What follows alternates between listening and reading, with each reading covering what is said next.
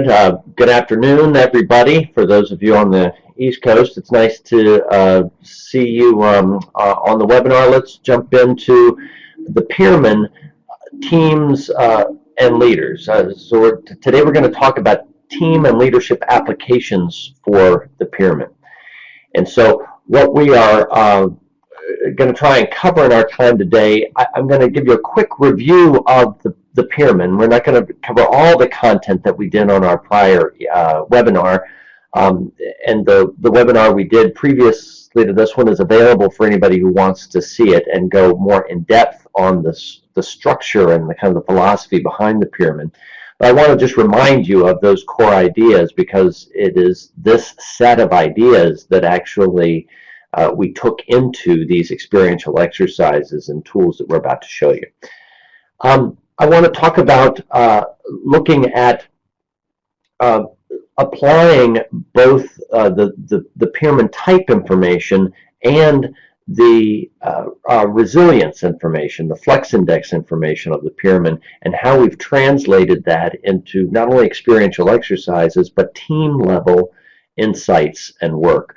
One of the challenges to the Pearman that some people have brought up is, I love it as a coaching tool. In fact, its application within a coaching context is obvious, but people are sometimes not quite as sure about how they translate this tool and its approach to type onto a group level or a systems level. How do you do that?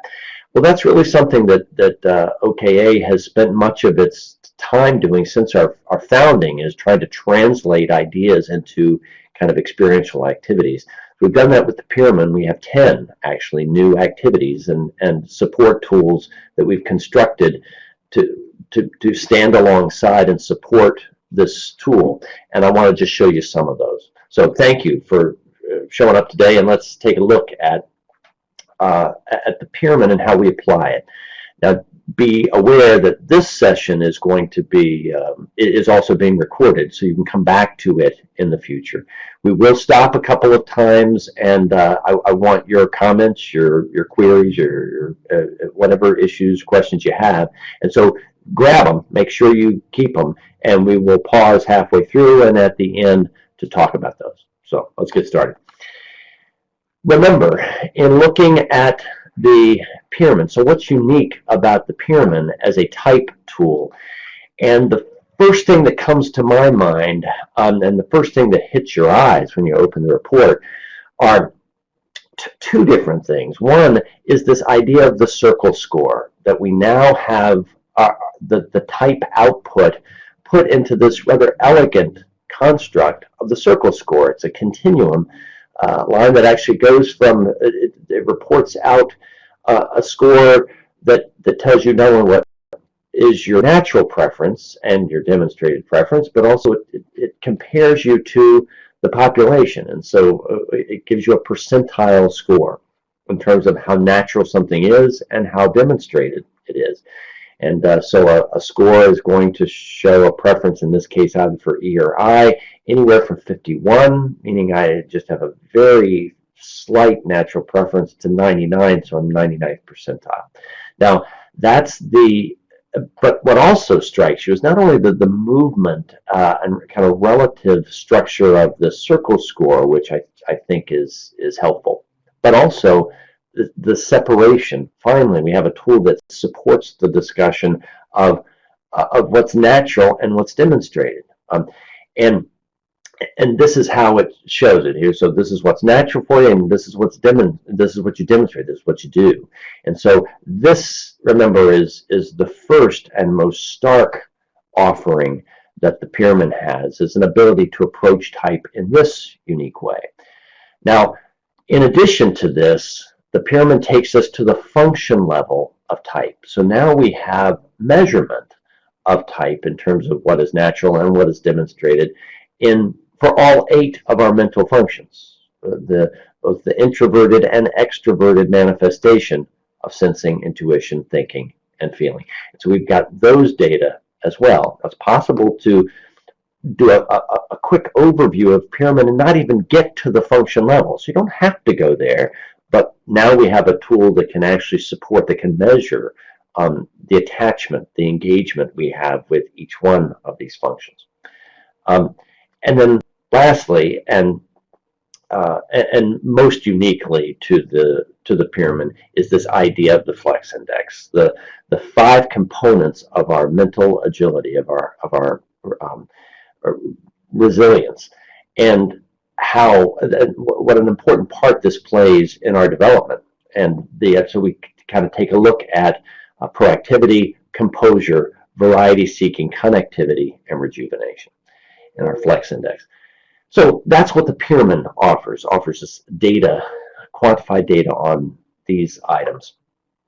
And it's summed up with the flex index, and then here is the type model. That this shows us the way that this model presents the Jungian model on which it's based. And so we get to see the functions and extroverted and introverted attitudes, and that's how it's represented. And that's the Pearman. So the question is, how do we translate all of this information into experiential activities to not only make the training come alive, but to make people really enable them to dig into their results and make some sense of it, to really pivot from the data on their reports to, so what? Who cares? Now what do I do? I mean, those are the key questions we get as trainers when we're doing group level work. So here are a few ideas that we have. And the first thing that I wanted to mention in terms of these activities that we're going to show you, the first one is the first one I do with a group when we're working on the Pearman, and that is there's no place like home. And so there is this is an exercise that's going to really play out the difference in what is natural and what is demonstrated, to really underscore that there is a difference and what this difference means, how it plays out in your life. And so there's no place like home is a great place to start. So the idea, let's just take extroversion, introversion as the content that we're starting with. When when participants actually get their reports back, and another benefit to doing Pearman work, I think, is it's not better than another approach, but it certainly is a different feel to it, is that everybody gets the results right off the bat. Hi, my name's Hire Rutledge. I'll be your flight attendant today. Boom, here are your results. So right off, they don't have to wait to get their results, which is nice.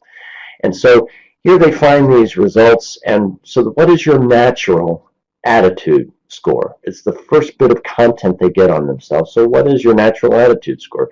And so you're going to be an extrovert or an introvert is going to be more natural, and to what degree? And so these are kind of the different kind of categories that you can get. You get a circle score. And what I like to have people do very quickly is actually get into a physical line. So where they stand up in the room somewhere on this continuum line, because you came out not just sorted into an I bucket or an E bucket, but you came somewhere on this line from very natural E to very natural I on the other side of the room. And so stand up on that line where your circle score indicates, and let's have a quick discussion with each other about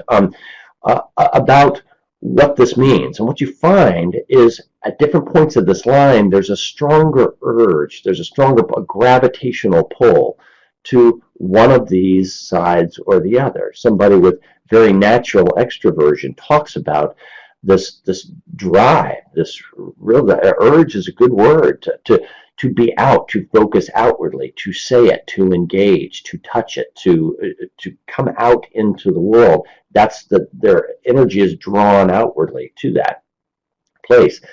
And now, if you're just a naturally, or you have less, you've got a smaller circle score to E, you still have a preference for extroversion, but it's not as intense as the people that were further out on that line.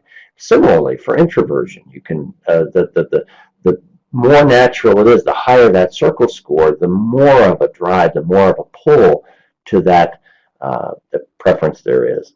And so we talk about what it means to be at different various places on this line. That's your natural attitude. That's the pull. That's home, it turns out. Well, then, that's actually what a more traditional view of type, like say through the Myers-Briggs or something, would do, is just sort you into those two, and that's what type is about, and that's very helpful. What I like to do, though, is to now on the other side of the room actually have a similar dichotomy, or continuum line, but this one is about demonstrating. What do you actually do? And it goes from, again, an extreme of I always or almost always demonstrate this, extroversion, to I always or almost always demonstrate introversion. And have people cross over and stand where their demonstrated attitude circle score reflects.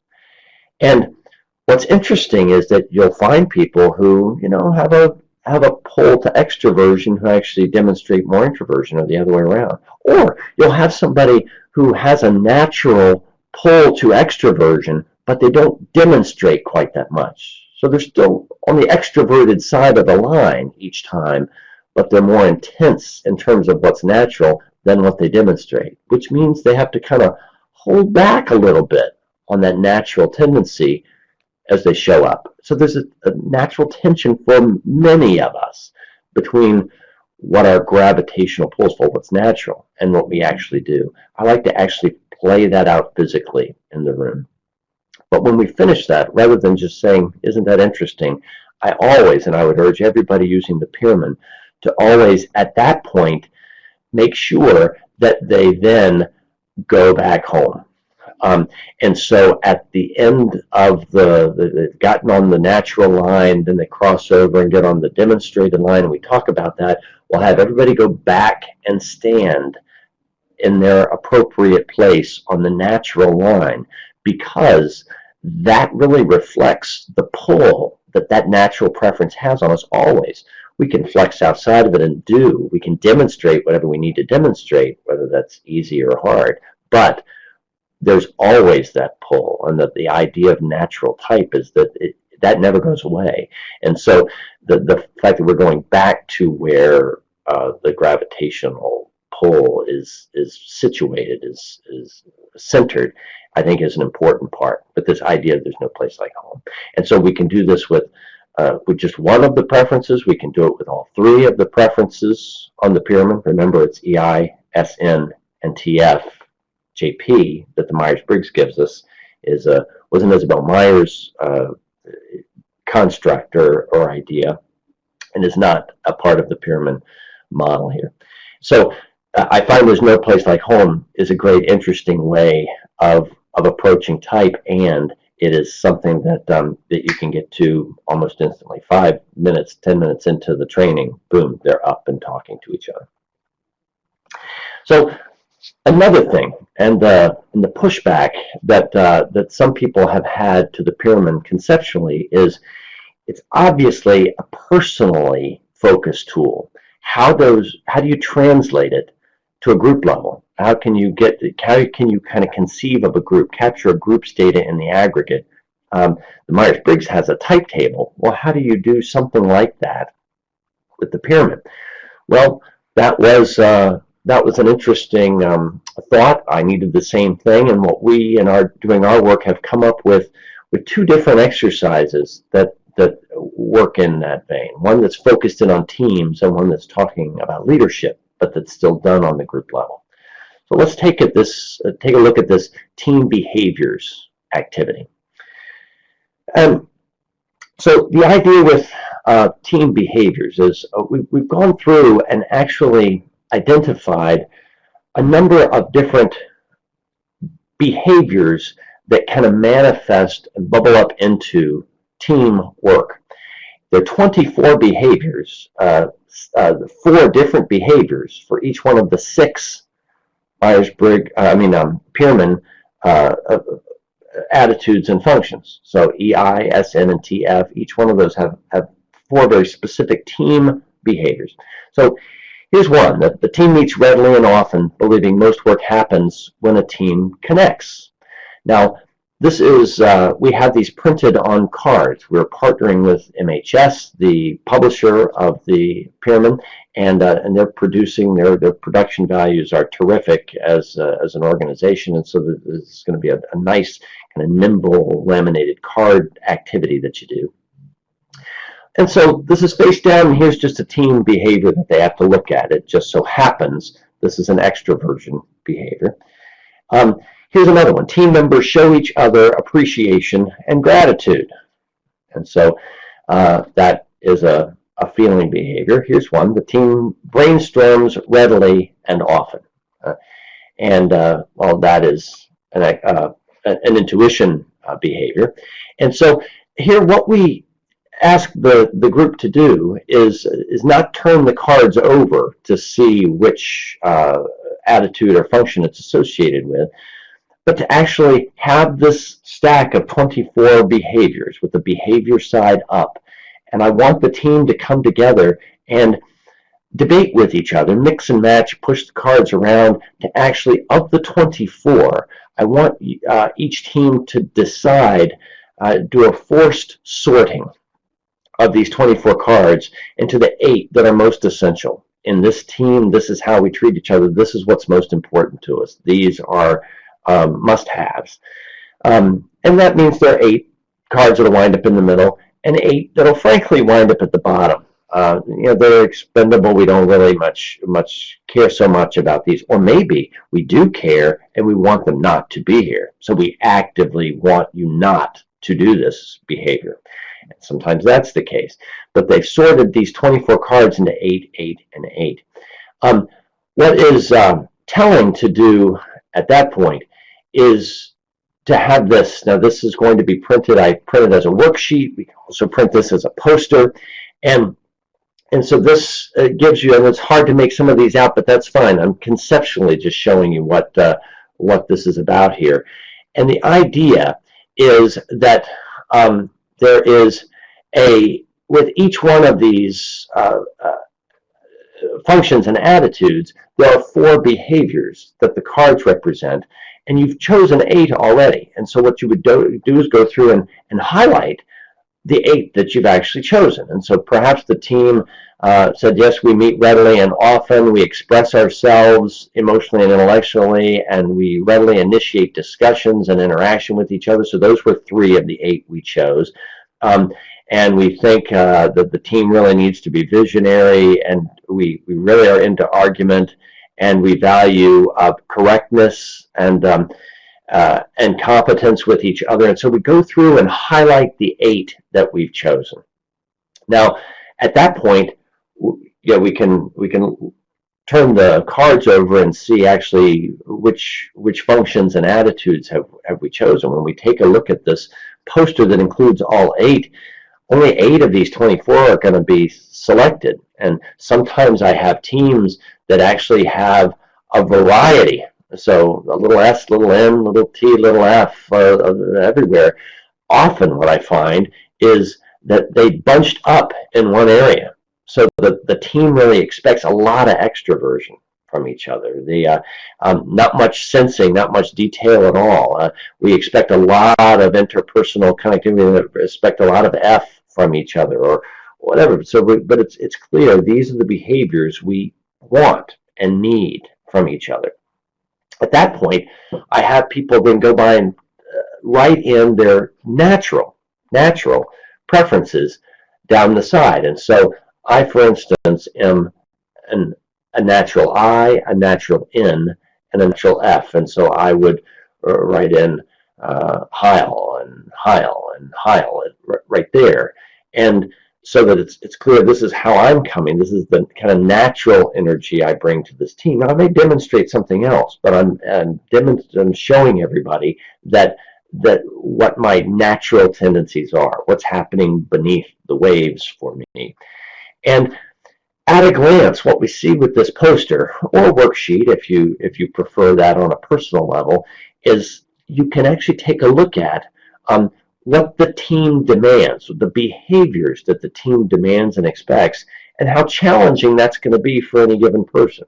For instance, if this were a team and we'd highlighted 3 of these for extroverted behaviors. Well, here I am as an extrovert, as an introvert, a natural introvert over here.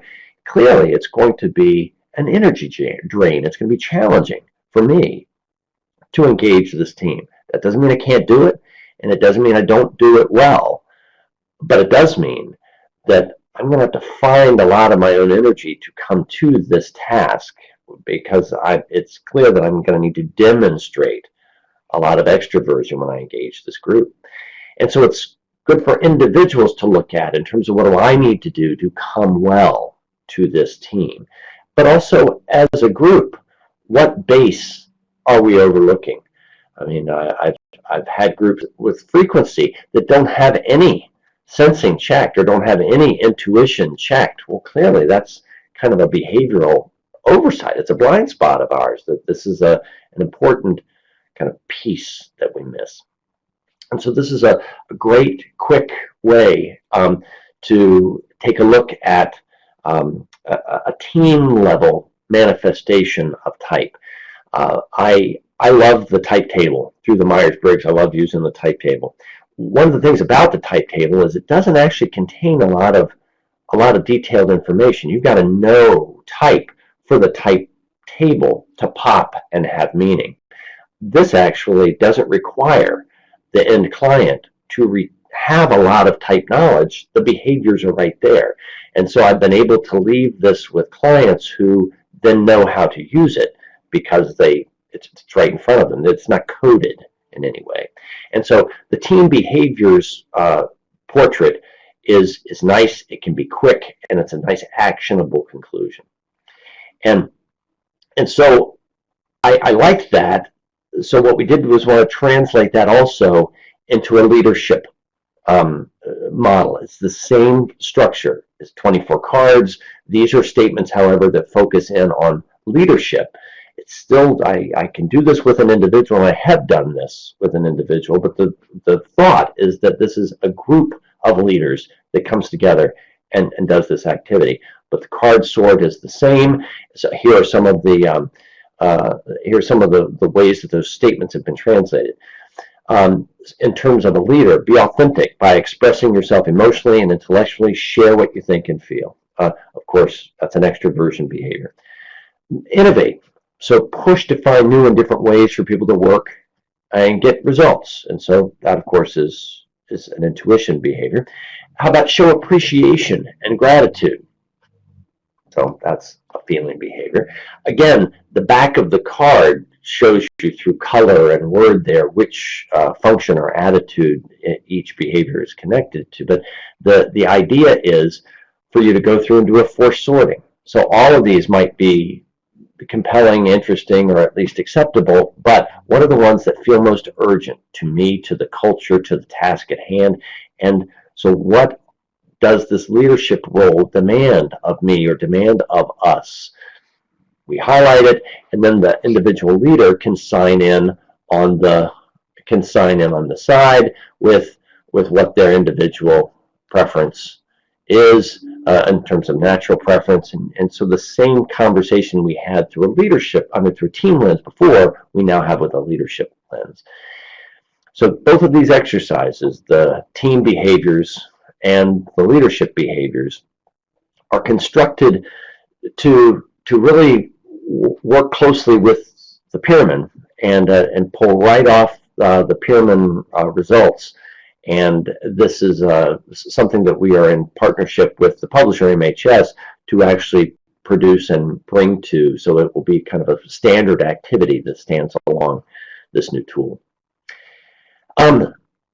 So a couple other exercises that I'm actually really excited about that I'd like to share with you, but I'm interested in what questions you have. And so if you can let me know, type in whatever questions you have, and we will take a look at them and answer them as we go. We've got a big group with us here, and so I'm interested in whatever question. And they don't have to be about this particular exercise. I mean, that's an obvious topic, but more generally the tool, or more generally the model, is certainly appropriate as well.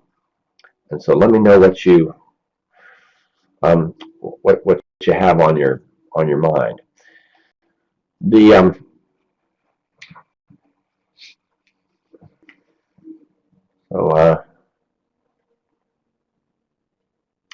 one of the things while we'll see if you've got in this midway point a question or two that wants to come up. One of the things that that we were asked after the first webinar is if you somebody did ask if you're certified on the Myers-Briggs, do you need training on the Pearman? And the answer is yes. This is a B-level tool, really fundamentally different from the Myers-Briggs. It grew out of the same conceptual pool. It's Jung's work, a very kind of tight, faithful approach to Jung's work. But it has, but the psychometrics are different. The validity is very specific. How to use how to really understand the functions and use them is unique, and you go much deeper into that than you do with type training and certification. Of course, the Flex Index is an entirely new construct, and so it's a very interactive, and it's a fast day, only 2-day certification, but you do need a standalone certification. And one of the real benefits, I think, of OKA's approach to the Pearman and to certification, as anybody who's been connected to OKA knows, we take the experiential component, actually the design and delivery and facilitation of these kinds of interactive exercises. We take that very seriously, and that's a big part of the work that we do. Like I said, we've constructed 10 of these, and that is then we're just showing you a couple of them today. So somebody asked, if you have a mixed group from several organizations, how would you use these activities? And so the idea is, so my assumption to your question, Lynn, is that they have come together, and so it's like a public workshop, or they don't share that share the same. They actually aren't an intact work group, and so one, in terms of from a team, I have said, in fact, more of my groups are like that than intact work groups, and so I have people discuss teamwork in general, and so for it to be the most effective team possible, what is important, and the most effective teams are teams that do this. And so what are the 8 questions that seem, or what are the 8 behaviors that seem most important, middle, and then expendable? And so then the learning is, if this were, so you're talking about if this group of 6, 8, 10, I mean, when I have a group of 30, I will cleave that into like 5 groups of 6 people. And so if this group of 6 that are just randomly assembled here in this public training, if we were an intact group, what kind of group would we most want to be? And then they can put their portrait together and highlight those, and so this is how much struggle I would have being on this group, and people get to see how teams come together and what behaviors would be of value. And so it's great if it's an intact work team, but you don't need an intact work group for these behaviors to pop and be relevant. It's the same thing as if you use the Myers-Briggs with a type table. You produce a type table in the room of the group, but that doesn't. But that group is kind of a fantasy group that's going to disband as soon as the training is over. But you can still teach them the process of pulling everybody together and what it means on the group level. When do you work with Pearman for teams? Do you usually need a half or full day? It's a great question. You can do a half-day training with the Pearman, and that's a quick. That's enough for a couple of interactive exercises. So it's active, it's interactive. People understand their report enough to know how to soak it in and read it, and leave with a rudimentary action plan. You can do that in a half a day. Not unlike the Myers-Briggs, where you can do that in a half a day. But if you're really interested in in applications. I really want to dive deep. I really want to be specific with how to sew that into our team or our culture. I really want to get in and do some work with it. You're going to need either a second half day or the whole day to do it. And so the same answer, a full day is much better than a half day. Because you can go beyond the quick intro to some good so what activities. And so that Pearman answer is actually the same answer I've been giving to my MBTI, the same MBTI question for the last 25 years. How long is the assessment compared to the Myers-Briggs? Set up in a similar way electronically? So yes, it is. It's electronically derived. In fact, there is no paper pencil version. Now, CPP, the publisher of the Myers-Briggs, it really pushes and emphasizes online administration, and so that there's a publisher preference, of course, for everybody to go online. But the Myers-Briggs is still offered in a paper pencil format. This is not. This is an online format only, and it actually has to be because of the slider bar feature. Remember, the Myers-Briggs has this either/or, it's a dichotomous, forced choice format. Well, this does not. It has the slider bar. That how natural is this for you, and how much do you demonstrate it? And you can go anywhere from 0 to 100 in this slider bar, and that's so it's nice. It's kind of elegant. There's nice movement, but it requires online administration. So that's worthy of note. It takes between 20 and 30 minutes. There are 99 questions on it, so about as many questions on the Myers-Briggs, a few more. The only difference being is one is a slider bar and the other is forced choice. 20 minutes to a half an hour is the administration time. How have takeaways for teams and leaders been different as compared to the MBTI? And so that's a great question. Now that the answer is going to seem a little slimy, but that I think the richness of insight and the enthusiasm with which somebody will leave a session, I think has less to do with the tool and more to do with the training and the design. And so I think the Pearman by itself, I think, is a wonderful tool, as is the Myers-Briggs, as is the SDI, as is the EQI. There's lots of good tools out there.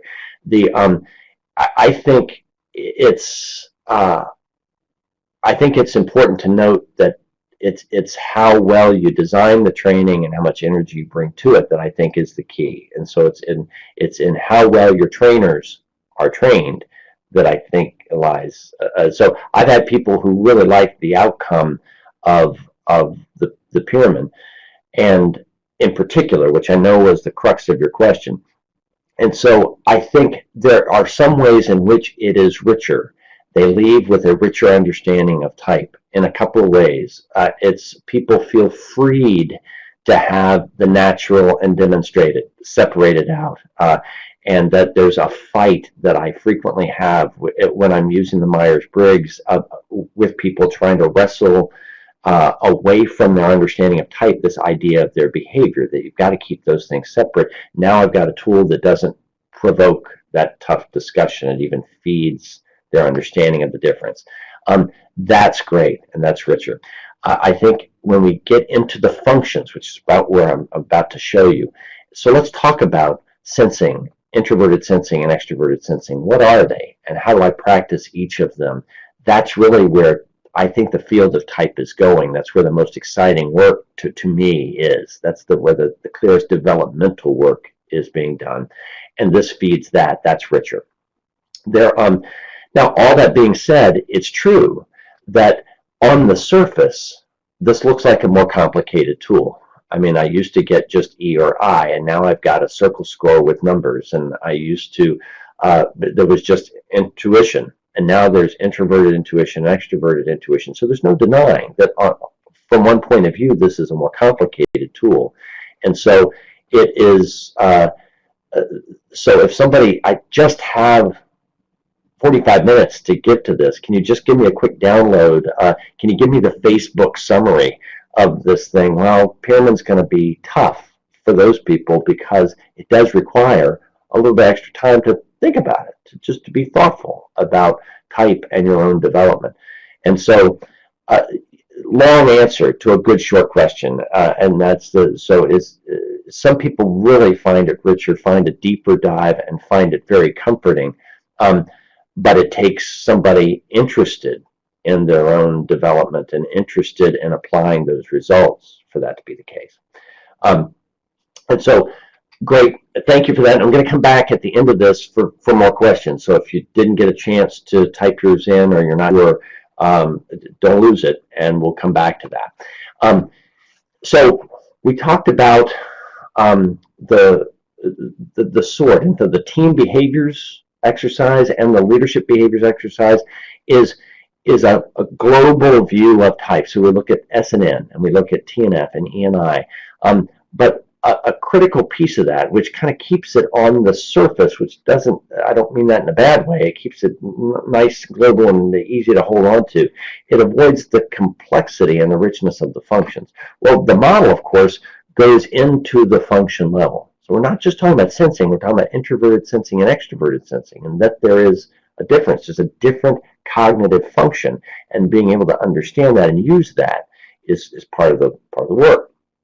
And so, well, we have done of course, the instrument actually gives you results on that. So we get to see an introverted sensing score and an extroverted feeling score.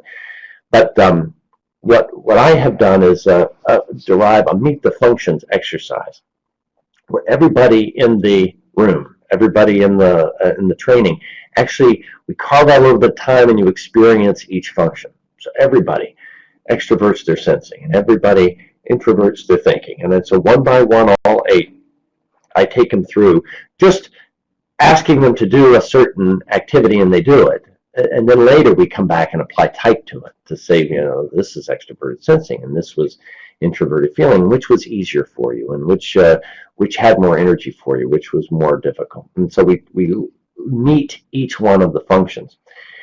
And then, as a companion to that exercise, we've derived another resource that's being produced in partnership with MHS, our function cards exercise. And this is a process, and like I said, this is my favorite area of type development, and has been for a number of years now, is development on the function level. And the 3 steps I see to type development is, in terms of developing these functions, is first awareness, then selection, and then practice. And so the idea with awareness is, first, each one of these cards highlights one of the functions. Now, there are 8 of them, and so this is extroverted sensing. And so it talks about, well, what is extroverted sensing? Well, it's the part of us that actually engages the sensate kind of practical realities of life, of our experience, of people, places, and things. And so it's extroverted sensing alone that enables us to face facts and touch it, see it, hear it, be present. That's extroverted sensing. Well, separate from that, there's introverted thinking. And so there are 8 of these cards, and each one of them kind of introduces us to what is the function, what does it look like, what does it sound like, what does it actually do. And so the first step is just recognize these functions, to acknowledge them and be aware of them. The next step is actually to select one. And so we do exercises where I show a series, and it's in this card set, where I show a series of activities. And so if you were going to, some of them are work-related, if you're going to analyze the spreadsheet, if you're going to give somebody critical feedback, or some of them are personal, you're going to take a walk, you're going to comfort a crying child. If you're going to do this specific activity, how does each one of these 8 functions contribute to that? Turns out that each one of these 8 functions does what it does. And sometimes those are helpful to a task, and sometimes they're not. My introverted thinking is more helpful in analyzing a spreadsheet than it is comforting a crying child. turns out. And so having access to all 8 functions, and in the end, regardless of what's more natural, having access to all 8 and being able to match the right function with the right task is the goal. That's our developmental goal in life. And so the last step in this process, and the part of this CART process, as you see, here's an example of it, is it talks about each function and gives you both behavioral prompts. And so in this case, extroverted sensing, what are some questions I could ask that will demand, if I ask the question, it demands extroverted sensing in order to answer the question. And also, what are some actions I can engage to practice? It's just like going to the gym and working a specific muscle group, where you can do certain things, and that exercises your extroverted sensing. And every one of the functions has one of these, and the idea is to be able to be aware of the functions, match them up to the appropriate task, and then actually call them out when you need them. How do I call it up and do it? How do I practice it so that I get some muscle memory at engaging these particular functions? And so that, like I said, function, if somebody mentioned a half day or a whole day, I would never do this in a half day. You can't, unless this is all you're going to do. But if I had a whole day to spend with somebody, I would easily, and it would be fun and not too complex, to actually take people to the function level. They get an experience of each one, and even a little practice, exercising introverted T, extroverted S, whatever. That's the future of type training, I think. And then the last part of the Pearman is this flex index. And so here we've got the 5 different kind of components of flexibility, of our mental agility. And so I really wanted to translate this to a team level. We've been doing here at OKA a lot of work on resilience for the last few years. And one of the things that I've already been thinking about resilience on the group level, on the team and even systems level.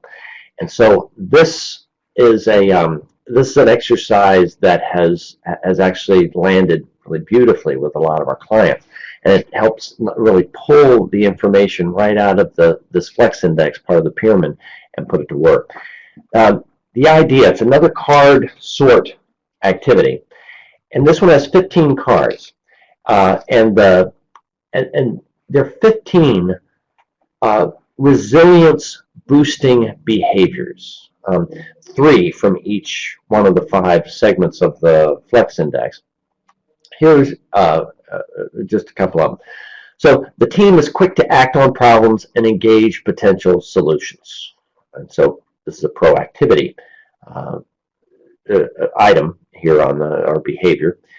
And so another one is the team is persistent, not giving up until a problem is addressed and solved. Here's the team moves methodically from one action to the next until it achieves its objective. And so these, so there are 15 of these behaviors. And what I like for groups to do is they get around again. This is a group that's perfect in an intact work group, but you can also do this in a public space. And what I have groups do is do this sort into these 4 temporal categories.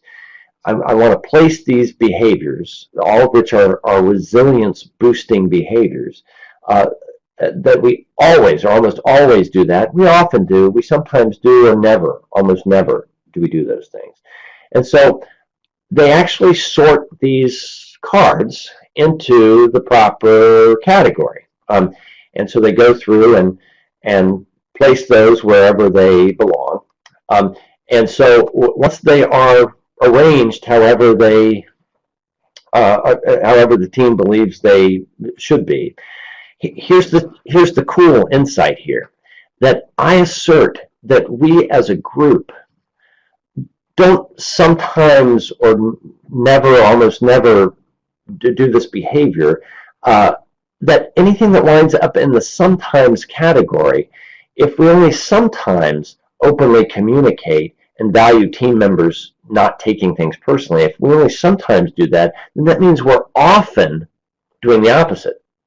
That we aren't openly communicating, and we don't value team members taking things. So we often don't do that. I mean, so that rather than thinking about positive things that we only seldomly do, I think it's helpful to take a look at what we're usually doing. And so in this exercise, each one of these positive statements on the back, I've lined one in green, and on the back, I've lined in gray the opposite behavior. So the team delays problem solving, sometimes avoiding it entirely. Another example is the team is persistent, not giving up until a problem is addressed and solved. Well, the opposite behavior of that is the team gives up when its efforts are unsuccessful, letting problems persist.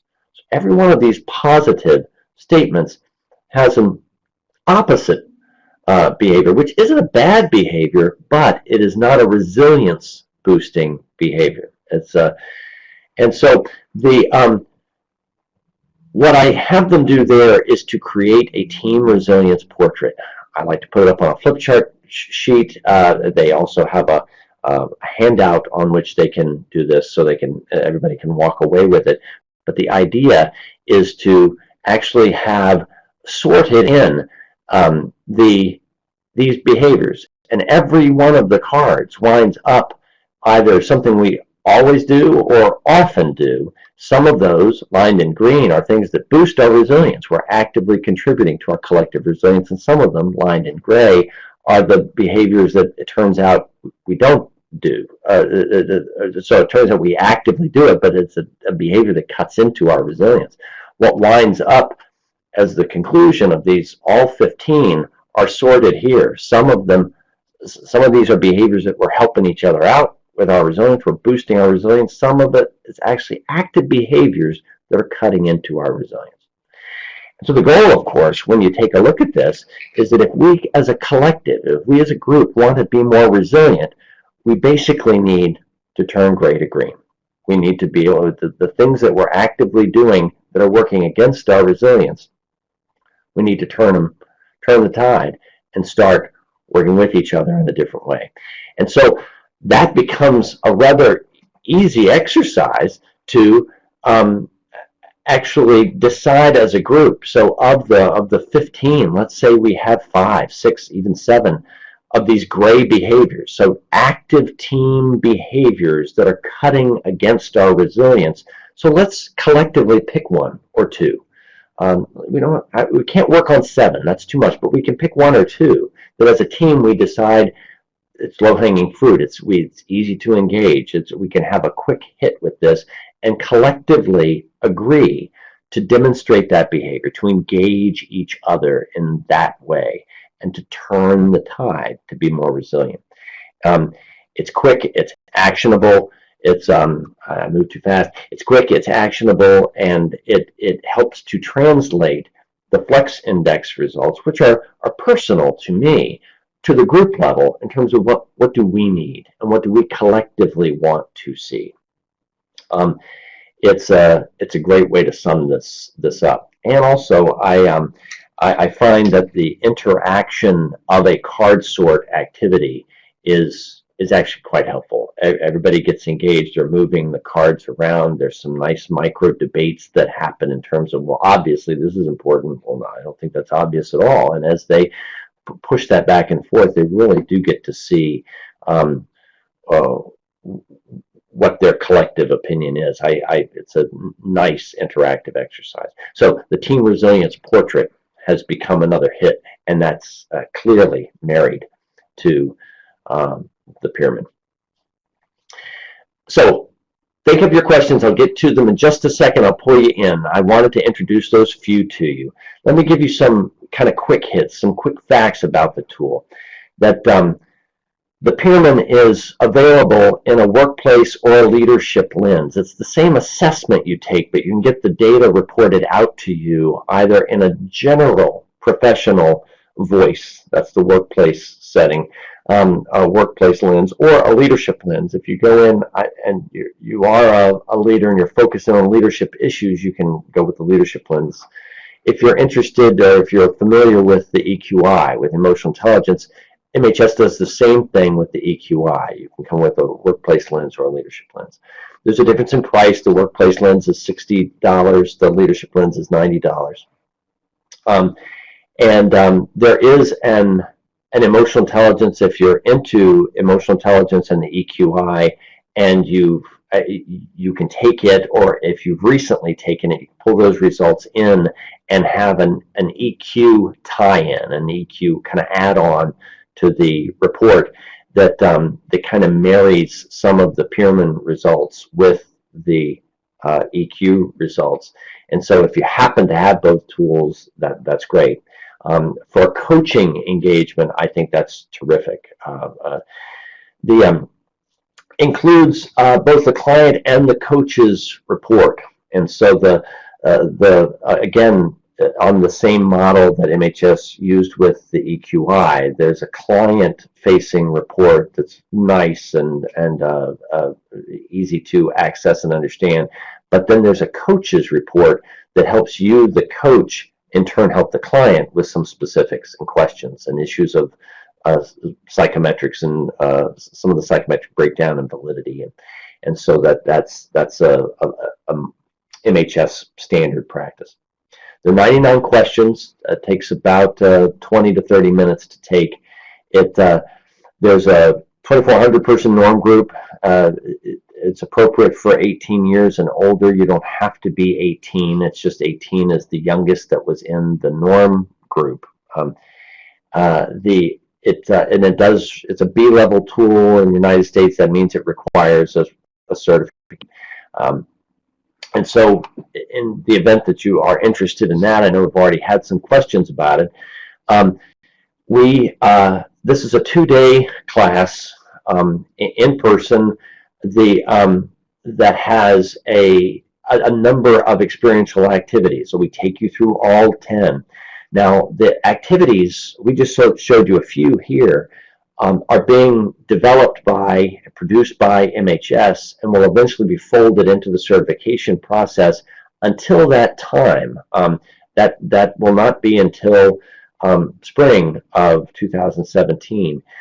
We have a training coming up in October. Anybody who comes through certification before next spring, we will actually give you these not only an introductory slide deck that you can use in presenting this information, but also these exercises that you can use until the publisher-produced versions are stood up in the spring. So consider that's a kind of added bonus to get into the process early.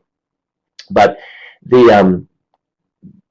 now, part of the introductory price here is $1,500 for those 2 days, and that includes not only taking the assessment, but all of the materials and the supplies and support tools I just mentioned. It's the 27th and 28th of October is when our next rollout is, our next course.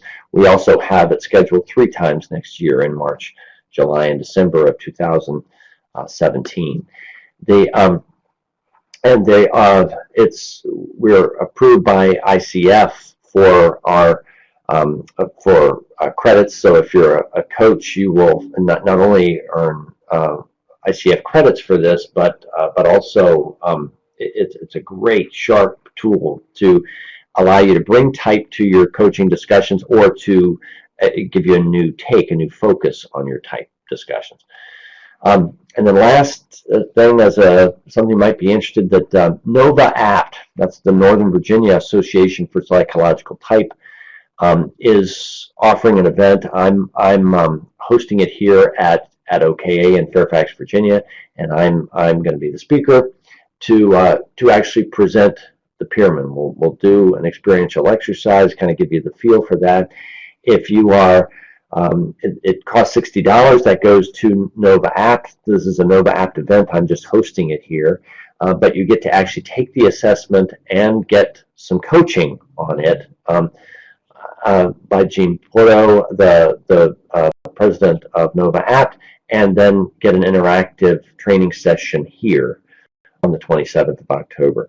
And there are going to be a series of follow-on trainings for anyone interested where we delve into specific aspects and other kind of ideas associated with it in the future. So consider that event if you're local in Virginia and would like to come. It'd be great to have you here. Right? So I would love to know, here we are, what questions do you have? We saw a number of kind of activities, different approaches to this information through the lens of type, through the lens of the Flex Index, and applying that to leadership, to teams. So what questions do you have about the tool, about training that you can do with it? What's on your mind as we start to wrap up this second webinar?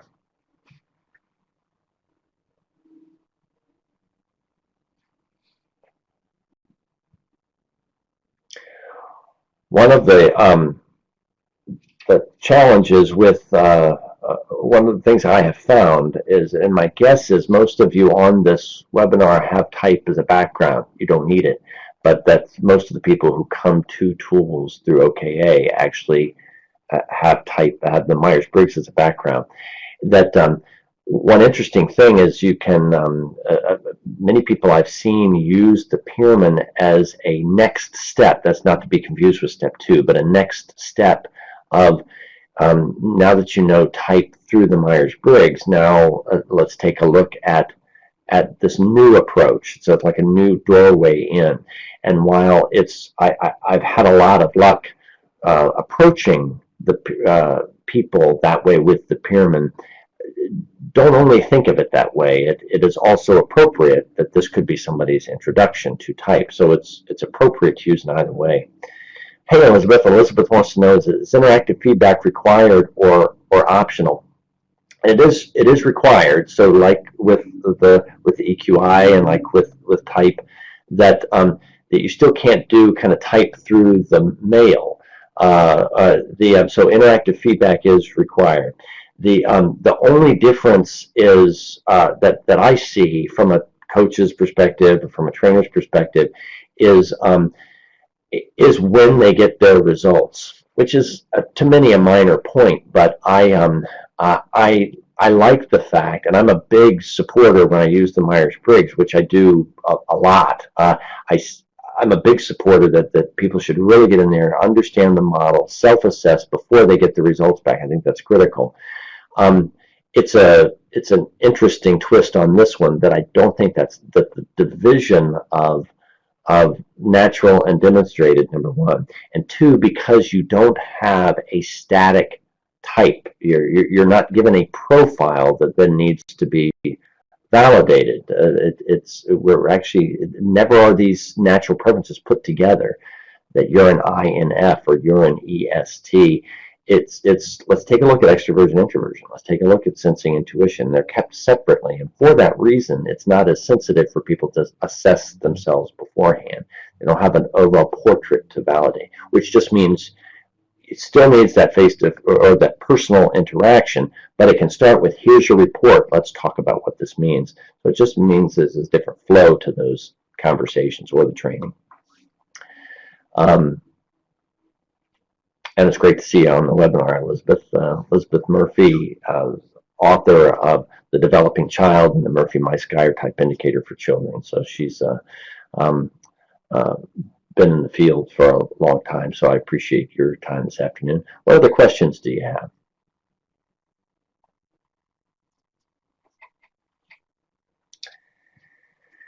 So as we're wrapping up, if anybody has any, they can certainly put them up. But our attendance for both of the webinars was really good, and I appreciate that. That means you carved out some time twice this week to be a part of this, and I'm glad for that. I do know that both of these webinars are recorded and are available to you if you want to see them again or if there's a detail you missed. We will also be reaching out to you with some follow-up, and so some of this information with some links to us are here. If you would like you're not in town, you can't attend the Nova Apt session on the 27th of October, but I'm still interested in learning more about this. I'm still interested in taking the Pearman and getting some feedback. We can help you with that, and so give us a call and or reach out to us. You will be getting a message with a link that will make that outreach to us a little easier. But I am happy that you attended this. Thank you very much. I will look forward to our paths crossing again. But until then, thank you very much. I hope to see you here at OKA before long.